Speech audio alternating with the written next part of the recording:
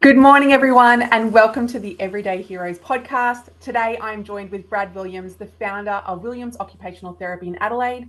Brad is a driver-trained occupational therapist and qualified driving instructor who created the program Drive With Me, a parent-led program supporting neurodivergent young people to move from readiness to confidence in the independent driving space. He also hosts the Drive Able podcast and contributes to national road safety work. Brad, thank you so much for coming. How are you going? Yeah, very well. Thanks, Natalie. Very well. Thank you so much for coming on. I am very keen to learn more about this. Obviously, my angel boy is only 11, so we're far from driving age at this point in time. But it's really important for parents to know that there are services and support for their autistic, for their neurodivergent child, so that they know what's going on. Because that component, that part of driving, holds a huge significance in their freedom, in their independence. And if they don't have access to that, that's definitely something that makes life harder. But then also just thinking about actually being in the driver's seat and all the stimuli that's coming at you all at once and making sure that you are safe on the road is another really big importance to know as an autistic driver that you've got that under control. Yeah. So tell me a little bit more about the program and how it differs from a traditional driving support program. How is it different?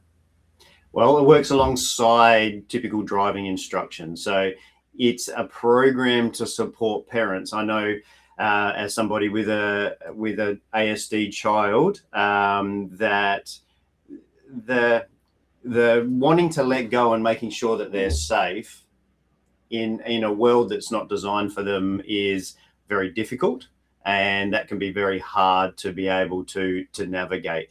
And driving's one of those tasks where you have to let go, and they're going to be out there and they're going to be independent and they're going to interact with the world. And it's a massive stepping stone. You've got school, which might support your child. You've got workplaces that might support your child. But out there on the road, nobody knows that your child has ADHD or ADHD or anything else like that. So they need to be able to interact with the world and be able to do that in a safe and meaningful way. They need to be able to get to where they want to be able to go.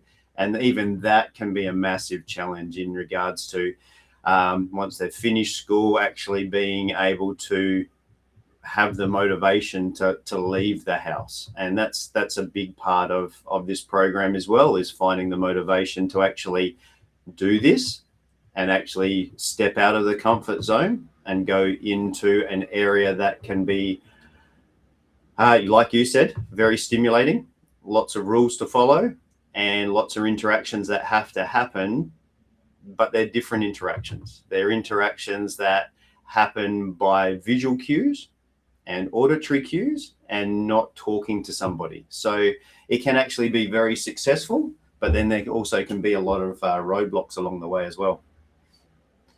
Now, I know this is you're probably going to say to me, how long's a piece of string? But how long do you think it would take for a child or a young adult to learn? And do they typically get their license at 18, or are you seeing autistic drivers maybe getting their license more into their like mid to late 20s or early 20s? What does it look like? Yeah, look, we've got people on the program who are 15 and wanting and keen and eager and, the high functioning autism type of teen who's wants to be able to get out and go to university and those type of things. And then it goes right through to I think our oldest one on the course at the moment is 28. So you've already answered it. How long is a piece of string? Everyone is different. Everyone's different, no matter whether you're neurotypical or not. Everyone learns differently, and some people interact with the road and the road rules really well, and some people don't. It's one of these things where it doesn't matter.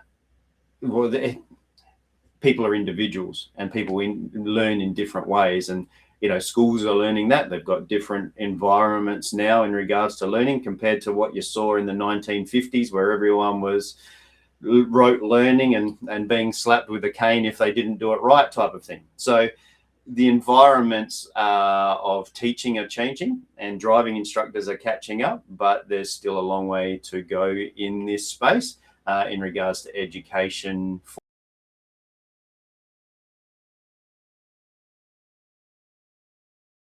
People, oh, I've lost connection here. Hello, am I back? Yep, you're back on. Sorry, not sure what happened there. I don't know if it was my connection or your connection, but I was That's saying okay. that yeah, teaching driving is something that is very individual. It sure is. And I remember going through like the DECA program back when I was in like high school and learning how to drive a manual and then learning how to drive the, the automatic. And, it can be really overwhelming. I still remember driving on the freeway from my country hometown, which is Shepparton, to go to Melbourne. And I swear, Brad, I was white knuckling that steering wheel. Yeah. I reckon I was holding onto it so tightly that by the time we got home, I was so exhausted. Like my arms felt like I had done the biggest workout, and I had to go to sleep because it was so emotionally taxing. So I can only imagine what it would be like for a neurodivergent or autistic, ADHD, whatever, is learning how to drive. Like it'd have to be. Is that what you see, that they're exhausted after they've done their sessions?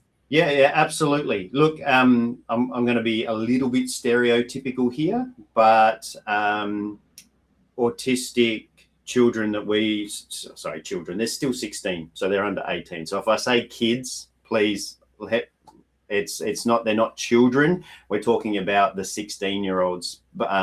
So they're still under 18, so still not classified as an adult. And that's actually a very important mindset that we should actually take on board as well, is that they're still developing in their brain. But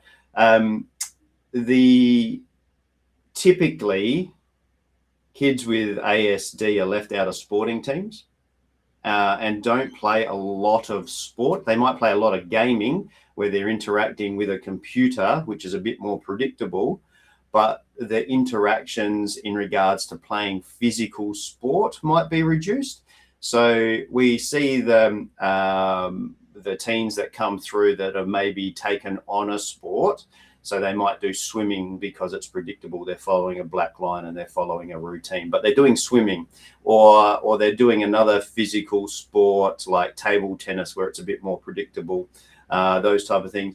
The kids that have played sport are physically able to do more, but quite often we're seeing the 16-year-olds or older coming through, and they've got to develop the physical skills to be able to control a car, the coordination and the ability to cross their hands over on a steering wheel and cross the midline. That's something that a lot of people don't really recognize. And you were saying you were physically fatigued from white knuckling the steering wheel. Well, that can be that and more for someone with ASD, and with driving instructors, if they're used to neurotypical kids coming through that have played sport and have played netball or basketball or whatever, and they've football or whatever, and they've crossed their midline regularly, well, then they might advance the driving lessons really quickly. They might go out onto main roads really quickly. They might do left turns and right turns and roundabouts and traffic lights all in the first lesson, because that's what their main cohort does. But when we're talking about kids that haven't developed those skills, we've got to go right back to the foundations of being able to do the operational elements of controlling a car first. And it's really important not to want to, as a parent, not to want to drive to the shops on your first drive. Like, get in the car and, okay, we'll go for a drive and we'll try and drive to the shops. That can be absolutely detrimental to the journey of driving. So the long-term aspects of driving, and then we're facing things like meltdowns or avoidance or low motivation to drive because of that fight and flight response that can be really, really strong for ASD drivers. Okay, so basically, I have so many questions. Yeah, go for it. They're popping in, but I want to ask you one question. Someone said to me recently that the generation now that are coming into their 16 to 18-year-olds right now are just not motivated at all to drive. Is that what you've seen, or that's not what you've seen? No, we've seen that as well. It's taking them longer, and it's not until they've finished school that they're really starting to think about it. It's like, I can catch a bus to uni. I can catch. There's a lot longer in education as well now. So you're finishing year 12. You're also going into university, and you can catch buses, and you can catch public transport and predictable ways of getting there. But when it comes to actually working and then having to adjust your routines every day because your boss asks you to come in early, those are the types of triggers that are now starting to be the big motivational factors. It's a lot slower in general, but it's even slower for the non-neurotypical teens as well. Okay. The other question I want to ask you is, with obviously, and now forgive me because it's been a long time since I have had my learners, but back when I had my learners, you had to do like 120 hours, right? Or I think actually that came in after I finished. It probably, I don't want to guess how old you are, but you're probably right. It probably came. That's very rude if I ask a female how old they are. I won't do that. But yeah, it is changing, and there's more pressure now. Like I'll own up to my age because I've just turned 50, like the other weekend. So when I got my L's, it was 6 months. There was no limitation on how many hours you had to do. It was just a 6-month window of being on your L's, and you had to go out and pass a test at the end. There was no other expectations whatsoever. It's changed significantly since that time. We've now got to do a hazard perception test, which is online, about reacting to hazards that might be coming to you. There's now a quota for how many hours you need to actually have behind the wheel. So some people were going out and doing 2 to 3 hours, enough to be able to pass the test, and that was all they were kind of doing in that 6 months. But now you've got a quota, and every state is different. New South Wales is different to Victoria, which is different to Queensland, which is different to Western Australia, and South Australia. We only have to do 75 hours of actual driving experience, which is completely different to 150 and 120. And the expectation of what actually is a pass level has gone up significantly since I did my test. And even since I learned to become a driving instructor, it's gone up again. And the standard of which they set the bar is extremely high for on-road performance when you do the practical test. So neurodivergent drivers expect you to do the same hours? Like, I know that would obviously, I would assume that would be discriminatory if they said that they needed to do more hours than, okay. All right. So can you just explain the 3 stages? Like, obviously you have your program. What are the 3 stages of the program, and what does it look like? So there's 3 main elements to driving. One's operational, one's tactical, so interacting with traffic and understanding road laws and doing mergers and things like that. And the other one's strategic, I should say. Operational, tactical, and strategic. And strategic is, geez, it's raining a lot today. I better really plan for all of that rain. It might take a little bit longer to get to wherever I'm going, and I might need to plan for that. That's the highest level of operation, well, of the hierarchy. Strategic is the absolute highest. Well, our program is set up around those 3 elements as well, and that hierarchy, where the first stage is really about, is your child ready to take on this challenge? And we go into things like motivation, but also, can they interact with the basics of the road? Can they cross the road independently? Can they go out? Can you leave them to walk from here to there and not have to worry about them or check on your, your tracking, Life 360 or whatever tracking app you've got? Can you trust them to be able to be independent, and ways and tactics about how to build those starting points?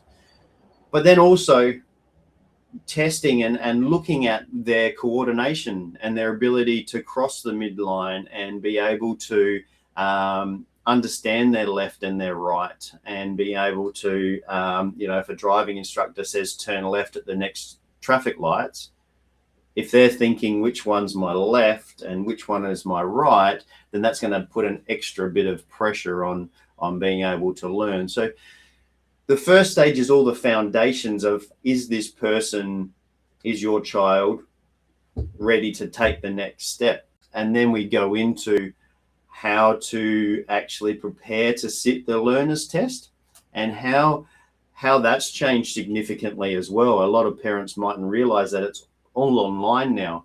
Back when I started this, you had to go into the Department of Transport office and sit in basically a cubicle, and it was pen and paper, and all of the stresses that came with that were really, really significant. And a lot of neurodivergent potential drivers were actually bailing out at that point because that stress was too high, and they couldn't do the test type of environment. Well, that's changed now. It's most states have got it online, and it's more modules, and you watch the video and you answer the questions at the end, and then you watch the next video and answer the questions at the end. And if you don't get the questions right, you watch the video again and try to learn it that way. But you do that in the comfort of your own home, and not in a test environment, in a not familiar testing room at a very stimulating environment where there's lots of people moving around through the window, lots of noises and all those type of things. So that's changed as well, and we prepare people with where they can get information, how to prepare for that, how to understand those road rules.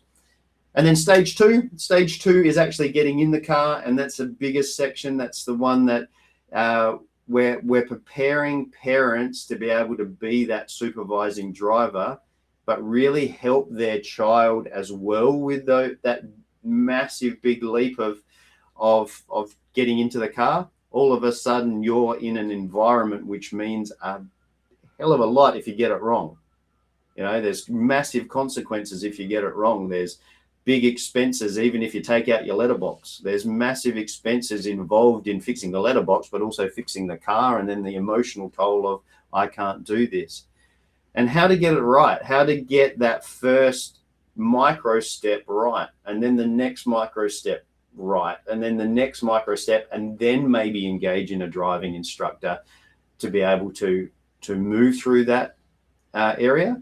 And then how you can keep encouraging your child to get through the 120 hours or 150 hours or 75 in our state, and understanding that that's the base, that's the minimum hours. It's not the target, it's the minimum hour target, and you might need to do more. There's research out there that says that a functioning, relatively moderate to high functioning person with autism could take up to 3 times longer than a neurotypical driver to get their Ps, to get their probationary license. And that's very true. And what we see, though, is one of the major issues with that is that parents don't have the skills to be able to help navigate through, and that's why it's taking a lot longer. And they're relying a lot more on driving instructors. But we've got so many things in there as well, like how to engage the right driving instructor, how to find the right driving instructor, how to communicate with your driving instructor, how to set their expectations for somebody with autism or ADHD, and how that's different to the normal cohort that they might see, which come through and only might need a handful of lessons. How do you find... Oh, sorry, keep going. I was just going to say, and stage three is all about that strategic stuff. What happens if a police officer pulls you over? And how are you going to interact with the police officer? How are you going to plan for adverse traffic and weather conditions and things like that? We've got clients in Queensland that have storms and those type of things, and how to be able to plan for those. But then also all the other elements about taking that first drive without a person sitting next to you. How do you actually do that in a safe way and in a way that's building towards that bigger picture of independence? You're so right about being pulled over by the police. I can tell you I've probably been pulled over by the cops maybe 2 or 3 times in my entire life. Yeah. And I tell you, it is, I'm terrified, right? Yeah, the anxiety goes up. Yeah. Super high. And now I don't drink alcohol, but I'm like, I'm still terrified. I don't know what I'm so scared of. Like, but it's this fear and this worry that they're going to like tell you off, and then this, or give you a fine or whatever it's going to be. And that, no doubt, again, would only translate even higher for the neurodivergent driver. Yeah, and I think that's strongly related to the TV shows that are on, and you see it like RBT or whatever. People are getting pulled over, and it's flashing red lights as they're doing the random breath test. Is this person over? Is this person not over on the TV shows? That's actually creating a fear factor that the police are only there to try and catch you, to do something to catch you out, that they're there. But that's not a lot of the time what they're there for. They might pull you over to let you know that there's something up the road that's dangerous, or don't go ahead down that way, or well, we saw you weaving back there. Is everything okay? Did you have a medical event? They're checking on you to make sure that everything's okay. So they're there actually to help, rather than to try and, ask you to pay money to the government. So true on that. Very, very true. Have you had a lot of parents try to teach autistic kids who have a PDA profile? Because I would imagine that would be extremely difficult. And then how does that even look? Or even forget the PDA profile, what about like someone with, oppositional defiance disorder? Or like, how does that present when you're teaching someone how to drive? Yeah, it's one of the trickiest barriers for parents in general as well, like in regards to motivation. We just spoke about, teens are putting it on the back burner a lot longer now anyway. How to deal with it is about interacting with the family and understanding what their child is going through, and what do they get motivated about, and is there anything that they get motivated about, and trying to link into those factors. There's also it's individual, of course. Everyone has individual tendencies with all of this, so anything that I could say at this point might not be appropriate for that teen, but it's about getting into understanding, and it may be that we need to help someone do an external referral. So sometimes we are suggesting to people that they need to see a psychologist to be able to help with this independent step, that taking the step to independence, and how the families can do that in an overall picture. If they have I love that so much. Speaking about parents, what role do they have to play when it comes to teaching their child how to drive? Everything. It's not the driving instructor's job. A lot of we see parents come to us and they go, "Yeah, teach my kid how to drive. I can't do it." And look, we're in Australia. We're probably going to talk about the NDIS at some point. The NDIS won't pay for all of the lessons, and that's something that we need to understand as well. Some families will pay a driving instructor to do it. That if they've loaded with heaps of money, they might pay the driving instructor to do it all. But that's not typical either. We need to understand that NDIS will only pay for what's in addition to a typical learning program, and through peer review, a typical learner will take 10 to 15 hours worth of lessons. The rest is up to the parent. Okay, so the parent has to take ownership, or another supervising driver. Not all parents that we see drive. they have avoided driving. They might be self-diagnosed with autism, or they've learnt about their child and now they're starting to realize that maybe they have autism, and maybe that's why I don't drive, or I have ADHD and it's too stimulating for me, so it's too much, there's too many things to overstimulate me, so I don't drive either.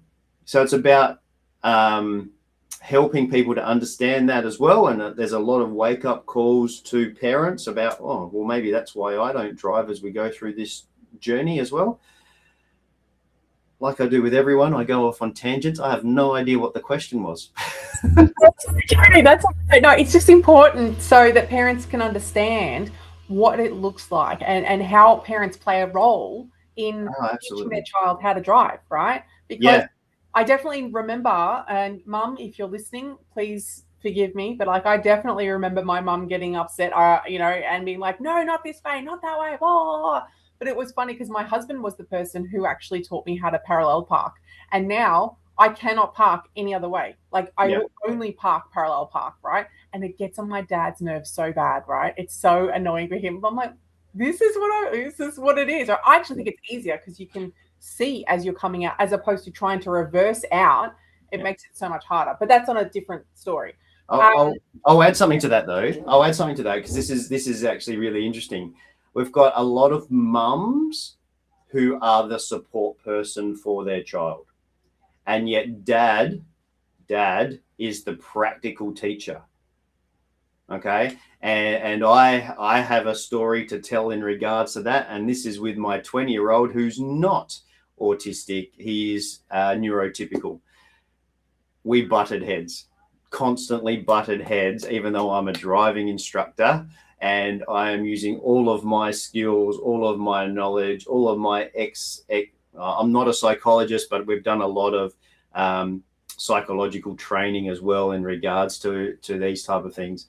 But we butted heads, a father and son, alpha male, the young son trying to challenge their dad constantly to see if their dad was right, and trying to prove himself in the world. But that was my job. I was a driver.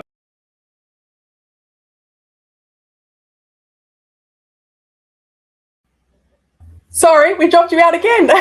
You butted heads. I don't know if it's my internet or it's just a bad day or what's going on, but I apologize again if it's my end and it really impacts our quality, I'm sure. But yeah, we butted heads, and my 16-year-old daughter learnt beautifully, absolutely beautifully, and was going along like a house on fire, and had no troubles whatsoever. So it just shows dynamics within the family can have a big impact as well. But I can safely say that my son is driving beautifully now. Once we invested in a couple of driving instructors and he realized Dad was right. That must have been a very sweet moment for you. I didn't say that to him, but it was. So what are the biggest challenges that you see that often happen?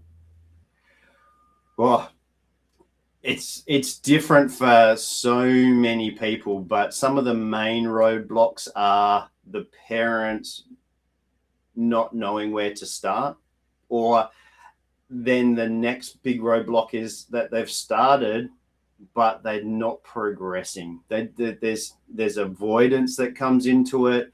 Maybe there was an overstimulating period, so maybe you went out into too much traffic, and then you don't even realize that that's what's happened, but now the person doesn't want to drive. There's a real avoidance area in there, and it's about unpacking about why, and maybe we did go too far. But one of the other ones is that they're just not progressing. They're not progressing because they're still doing the lessons or they're still going out, but there's these things that just aren't transferring into ownership of the driver in regards to decision making, interacting with traffic, and those type of things. And what we do once we start going into the foundational skills and taking a few steps back and really getting into the foundation skills, which we would normally do in the first part if we're getting somebody from brand new, Well, those haven't been really well established, and they're going out and interacting with traffic, but they don't really know which signs to look out for. If you're in a country town, signs are really easy to spot. There's not all these other signs. If we drive around where we are on a main road, there's shop signs, there's advisory signs, there's all these extra colored stimulating signs and movement, and there's so much stimuli happening. It's about picking out the critical criteria out of all of the chaos that's out there so they can make the right decision. And we have to really build on those, and then we start to see success coming thereafter. One of the things that you said to me when we had a chat prior to this was the worst place that a parent can take a child to practice driving is in a car park, because there's so many lines. Yep. And it becomes very confusing as for the person driving to know where to go. And I had never even thought about that, because obviously being in the country, we had lots of car parks. Yeah. So it was very easy to drive, but I'd never even thought that was an issue. Can you just talk to that a little bit more? Yeah, so look, don't avoid car parks. I'll just preface that in regards to why I said that. Car parks are great to be able to learn how to make the car move and slow down and maybe make the steering wheel go round. But to understand road rules in a car park is not a great place to start. So once you've got operational, as in making the car move, understanding that the car actually wants to drive, especially if you're automatic, it's a great place to practice friction control as well, by the way, if you're doing manual. But understanding that the car wants to travel up to 5 to 10 k's an hour all by itself without pressing an accelerator, that's important to practice in a safe environment. And understanding that, well, I've actually got to make the car move over there, so I've actually got to make the steering wheel work. But we don't want to think that they're understanding road rules in that area. One of the best places to go when you're first starting, and you might be in this environment for a very long time, is a relatively square block where you're doing left-hand turns regularly. Okay, that there is more real, and you want to do it where there's no traffic, so picking your time of your day where the traffic is reduced significantly, but understanding how to fit it within the lines when you turn left, and that a 90-degree turn in a natural road environment is one circle of the steering wheel, and how to get that timing right. You just don't steer to full lock and then unwind further and backwards and forwards. It's about understanding that 90-degree turn to the left is one circle of the steering wheel. A lot of people don't know that. They just do it naturally. Our program goes into how to break it all down so the parent can get into the car and basically pretend to be me and teach those foundational skills with their child in their own environment, wherever they are around Australia. Do you find a lot of children, again, young people that are going for their learners, is that they're colorblind and they can't see the signs? Is that something that comes up? Do they need to go to a behavioural optometrist to make sure that they can actually see? The reason I say this is because my angel boy actually just was diagnosed with being long-sighted in both of his eyes, mm-hmm. and was needing glasses. I had no idea, right? Mm-hmm. Like, he's minimally speaking, I didn't know that he couldn't see properly. Yep. Is that something that is taken into account when you are starting to learn to drive? Is that something that parents should pay attention to? I'm going to take it even a step further than that. Where this is a hot topic, okay, and you might get people making comments about this. According to the regulatory bodies that do driving around Australia, autism needs to be assessed by a medical officer to be able to gain your learners and be able to drive. It's not saying it's a medical condition, but it comes under a different way of thinking. Like if you have a head injury, you have a different way of thinking, and it needs to be assessed by a doctor, it falls in under that category. A doctor needs to give medical clearance if there's a condition that may impact on driving. And it might be as clear as, oh yeah, there's no problems, off you go, and they don't even know why you're there. But you will be meeting your requirements according to licensing. If you potentially have an accident and it goes to court or goes to whatever, and they understand that this driver has autism and they haven't disclosed it to the Department of Transport, you could be held liable for having some part in that accident, even if you're not to be at fault for that accident. So it's a really important factor, and it's something that shouldn't be avoided. And it's about disclosing it to the Department of Transport through a formal method, and that is getting a medical certificate appropriate for your state or territory and lodging that with the Department of Transport when you go for your L's. And then a medical assessment will actually, it should have an assessment of your eyesight as part of that. So that covers that element of long-sightedness. And then, oh, you're long-sighted. Oh, you can't read the bottom line of this. Long-sighted is actually good for driving. It's actually short when you can't see more than short distance, that it becomes more of a problem. But they'll look at that.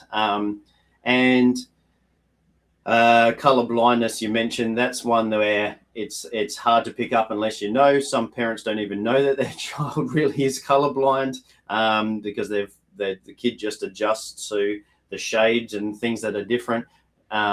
It's about their ability to pick out the difference between red or orange, but most critical signs are yellow, orange, and then they've got a red outline. So they're going to be within the same shade a lot of the time anyway. Hope that answers your question. Yeah, no, it's great because, like, okay, granted, I know that my angel boy is not driving at 11, right? But, I would never have known. And I was speaking to a friend of mine who is completely he's neurotypical, and he said to me that he thought that his eyesight was completely fine until he got tested in year 12 and was like, oh my God, but do people actually see this clearly? Like, I had no idea. And I was like, and he's typical, he's verbal, he's, you would never think, but, it's hard for the people who assume that everybody sees the world through the same way that they're seeing the world, and it's like, not as super clear, and so they're just taking it for granted. So I'm really glad that you mentioned that.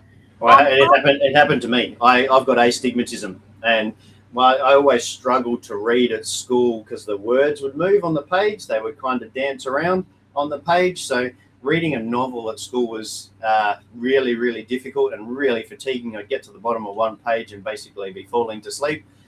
And I was going to uni to be an OT, and I went, I can't read the text well. I'll go get my eyes tested based on what I learned at uni. And there you go. I've got astigmatism, and the glasses bring it into focus from long and short to equal, and made the world of difference. So yeah, it happened to me.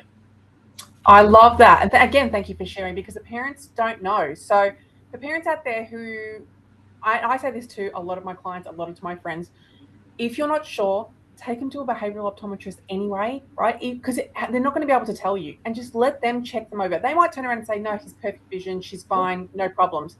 But it's worth getting checked out. And instead of missing it, there could be something that between not being able to see and then maybe causing less meltdowns, less exhaustion, like you just mentioned. Mm-hmm. One of the last questions I wanted to ask you was, what are the signs that you would see in a child, in a young adult, that they're ready to even start driving? Is there something that you're like, okay, yep, they're ready to go, and this is where I'm going to take it from? Another great question, which has got many different answers to it. But some of the things that we're really starting to look out for is the ability to be somewhat independent outside of a predictable environment. So can they go to the local corner store and get a loaf of bread and milk and be able to interact walk there, potentially interact with the shopkeeper, even if it is the money. Don't say anything and take the money back or wave the card or whatever. But they're interacting with the social environments that are happening within that, because they need to be able to do that when it's monitoring road law.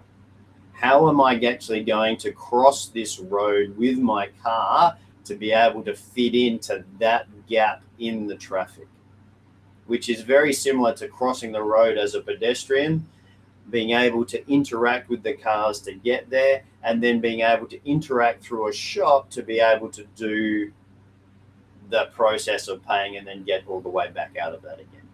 It's one of the big critical signs that they're able to do that if you give them a task to do.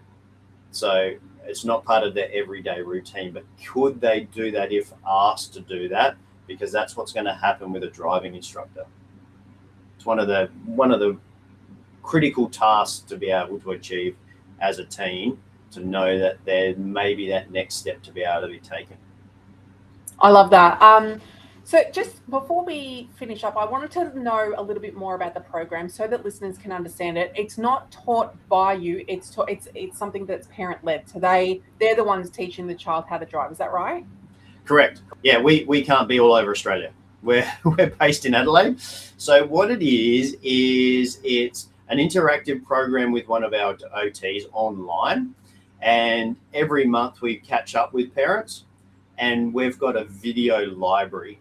So when a parent asks me a question like, I might go and do a video about color blindness, as an example, just because we spoke about it, or long vision versus short vision, and how to make sure that they get their eyes tested. When a question comes up, we'll do a video for everybody. And if we haven't already got it in our video library, and we will interact with the parent, understand what difficulties the parent is seeing and facing through the journey, and we will direct them to the video library, and maybe you should watch video A, B, C, and D. Forget E. E's not appropriate for you, but maybe watch F. Okay, and then they're on their journey to do that at their pace, and we will touch base with them again in the next month and say, how did you go with that video? What hurdles did you come across in that videos? And walk through that video again to make sure that they're, one, doing it correctly, not doing it correctly, what was different, why is this video not working for you, and how can you do it slightly different. We've got about 60 hours worth of video, which is a lot, which means that you could sit down and watch it all, but that's not a good way to interact with it. It really is about breaking it down into a couple of videos at a time and implementing that out on the road, and helping them navigate this journey, which can be easy for some, but more difficult for others. And we're there to help with the ones that are finding it a bit more difficult. I love that. Where can people find you? WilliamsOT.com is our website. The Drive With Me program is on that website if they want to look into it. Look, the Williams OT website is what we do here in South Australia. We do occupational therapy, driver assessments. We do driving instruction. We also do wheelchair prescriptions and home modifications and things like that. So if you're in South Australia, have a look at it from that point of view. But if anywhere around Australia, look up the Drive With Me program. You can find it on Facebook. Drive With Autism Support is our Facebook page. You can look for that also on Instagram if you want, but williamsot.com has got more details on there. Or you can send me an email. Can I share my email? Is that okay to do? Absolutely. Yes, please. Yeah. Look, I'm going to give you my personal one, so you come directly through to me. It's brad@williamsot.com. Williams, as in Williams, my last name, ot.com. Even if you put an AEU at the end, it'll usually find me. But yeah, don't put the AU on the end, so you don't have any hurdles. I'm happy to ask any questions about it, but I might also share a link with you to share with the audience in regards to how to book in for a free connection call. And we can actually get online very similar to this, have a bit of a discussion, see if it's a right fit for you, give you some pointers to get started, and just see if we can help. It's totally free. There's no obligation, not whatsoever. See if we could help you and your scenario. Absolutely. I will be sharing that with you guys, with the team a little bit later, once we finish the podcast. Brad, I wanted to ask you one more thing before we go, and this might be a really weird question, so forgive me, but is there any sort of accessories, and when I say accessories, I'm putting them in air quotes, like, should drivers be wearing like a compression vest? Would that help with anxiety? Should they be wearing anything specific that would help the driving? Should they be wearing like grippy gloves, or like, I don't know, like I'm just thinking outside the square, but is that something that might help a driver feel a little bit less nervous and more confident? Look, it's a great question, and having clothes that don't irritate the person is one of the big things. Like tags with itchy tags on the back is take away the overstimulation. We want it to be an environment which is calming to them. So one of the things when stimulation can get big is fidgeting, and you can't do that while you're hanging onto a steering wheel. You can't play with a fidget toy. You can't look away from the environment. You can't disassociate with the environment. Otherwise, we've got risk factors associated with that. So we do need to find calming things. If it is a heavier vest, if it is a weighted blanket across the lap, make sure it's tucked into the seatbelt so it can't slide off, or you're not fidgeting with it. But a fidget ring on the index finger is a great little piece of accessory that can make a massive difference. So the people that do have to fidget to be able to maintain concentration, a fidget ring is one of the ones that we've seen works really, really well on the index finger. So they can fiddle with it with their thumb while hanging onto the steering wheel at the same time. That's one of the little things that we've seen has a good effect if they need to be able to concentrate. But the big thing is giving feedback in a safe environment. So pulling over to the side of the road where they don't need to look at traffic. They don't need to process traffic while trying to take on verbal information at the same time. Pull to the side of the road. Make sure it's an environment that is safe and conducive to actually having a chat about what just happened and what are we going to do next. And making sure that we're not giving too much information while they're trying to process traffic at the same time, because that's when emotions and anxiety gets really high and really intense, and we get more into a fight or flight response, or avoidance is the third one, and that's where it shuts down. So just one more little story. We pulled over to the side of the road to do that, and we were facing a plastic playground with high, strong primary colors. We pulled over to the side of the road, and we formed this good relationship where there was honesty and backwards and forwards in between me and the driver. And she said to me, we can't park here. And I'm thinking it's road rules. Like, we're in the wrong spot. What have I not picked up? Are we parked over a yellow line? Are we in a no parking zone? I'm checking the signs and everything else like that, because I thought I'd missed something in regards to road rules. The playground with its primary colors with the sun shining on it was too overstimulating, and she couldn't concentrate on what I was saying. It was too much visual context coming in through her stimuli, and we had to move down the road. The playground was behind us and we could talk openly. So all of those type of things come into it, and that's what we try to help unpack with parents so they can have the best possible outcome for their child. That's incredible. That is so incredible that just the strong light from the playground was causing that much distress and that she couldn't concentrate. So that is so cute. For parents that are listening, please take that into account, and try to give your child as much compassion. I no doubt I will probably be the one screaming when I am trying to teach my child, but I'm saying to you, please try and keep compassion where you can, because it's already hard enough for them to learn. Having that is just not going to help. So just being aware of what's going on around the outside, what's happening, what could be perceived as something that might be overwhelming, is so, so important. Thank you so much for sharing. This has been so invaluable, Brad. I am so glad that you came on the podcast. For parents who are further along on the journey, this is exactly what they needed to hear. And I will be sharing all the details of Brad's organisation so that you can get your free consultation or chat, and we can go from there. Thanks again, Brad.